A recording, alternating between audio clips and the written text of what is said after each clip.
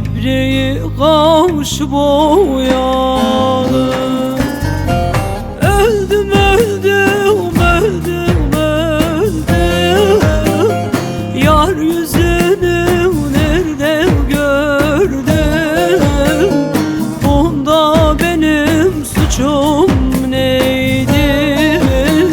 Seni istedin, ben de geldim.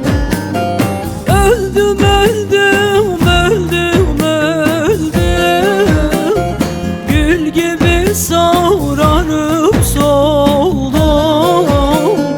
Bunda benim suçum yoktu. Seni istedin, ben de geldim.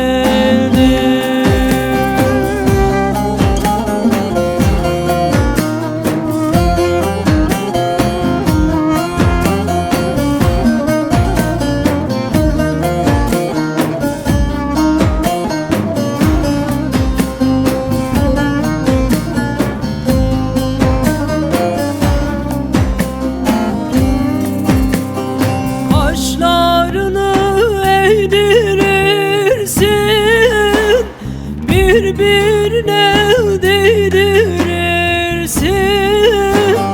Kaşlarını eğdirirsin, birbirine değdirirsin.